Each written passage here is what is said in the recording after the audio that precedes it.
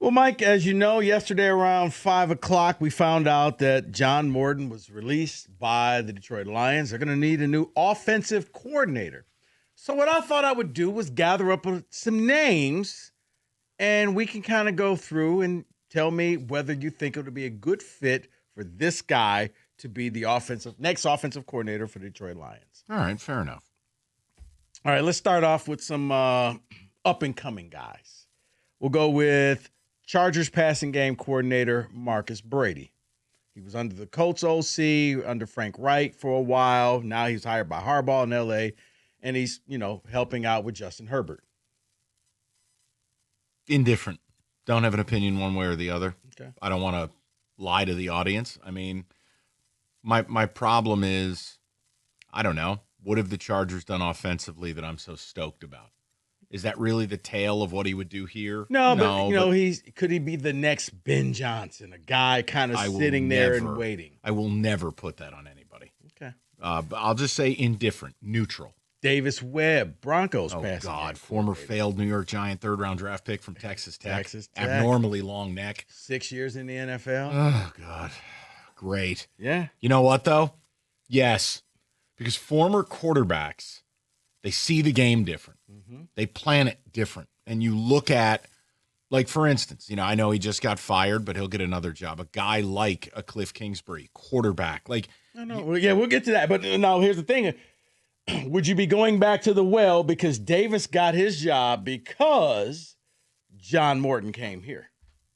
So you'd be going back to the Broncos. Yeah, but has Davis Webb ever been in this building? No.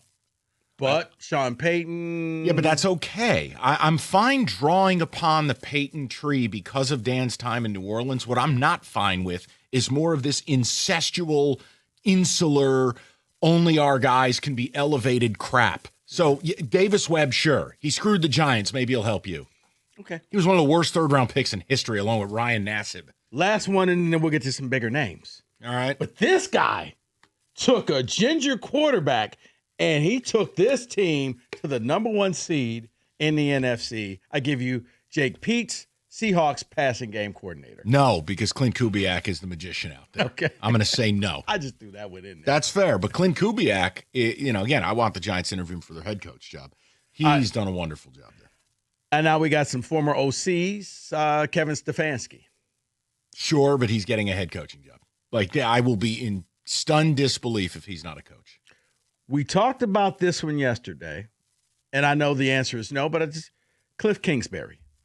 No, because you don't have the type of quarterback that he needs. His systems require mobility. You do not have it. It's not a shot at him. Golf season. Yeah, for 4 yards, not 40. The thing with Cliff, he'll be good for a year, and then people figure him out, and then he's dusted. Bonus points for having a Bond mansion as the coach of the Cardinals, but I'm going to say no to it. I think Cliff would be great for a Cam Ward. Okay. Get his career going in the right direction. Brian Daboll. Lacks emotional control, man baby, bad temper, doesn't play nice with others. But I could imagine Dan Campbell punching him in the face by week 4. But not asked to be the head coach. Can you run your offense? Everything I know about Brian Daboll, I'm telling you. Conflicts with multiple staffers, lacks emotional control. There's no way he and Dan Campbell coexist without a physical fight. And that wouldn't work out for Daboll. Well, let's stick with the Giants. Mike Kafka. No. Okay. Because everything else I'm going to say would be insulting. Like, hyper insulting. Okay. So how about we just say no, all right, and we just move on. That's why I love you, buddy. Todd Monken. Intriguing. I still think Monken belongs back at Georgia because Mike Bobo is a CIA operative sent to destroy the Georgia Bulldogs. That's my story. Can I have him somewhere? Bring him back to Georgia, put him on the line. I don't care. Just bring him back. He's I the think only Monken good is thing. better in the college game, but he might be the OC of the Giants if John Harbaugh gets the gig next week. So I'll say no. Okay. Zach Robinson, Falcons OC. I could live with it. Again, former QB, outside eyes, outside ideas. I like a lot of what Atlanta does offensively. I would be okay with it. I want someone who hasn't resided at Rotunda Drive. Well, funny you say that because I have two more for you. What? David Blau, No, absolutely Commander's assistant QB coach. Nope. Well, he played quarterback here. No. I don't want him. No? No, because I what's the resume? These other guys have done it for a long time. What's David Blau done it for? 10 minutes? Well, yeah. He's never called plays. Great. Yeah, we're good. Thank per you. se. No, because then it would speak to Dan Campbell leering over his faux OC and firing this guy by week 6. No, I don't want that. But former Ben Johnson said he, gave him credit for suggesting plays to him. That's great. That's like giving Kenny credit for suggesting what to order for lunch. No. Okay. I don't want it. Last one I'll give you, Scotty Montgomery.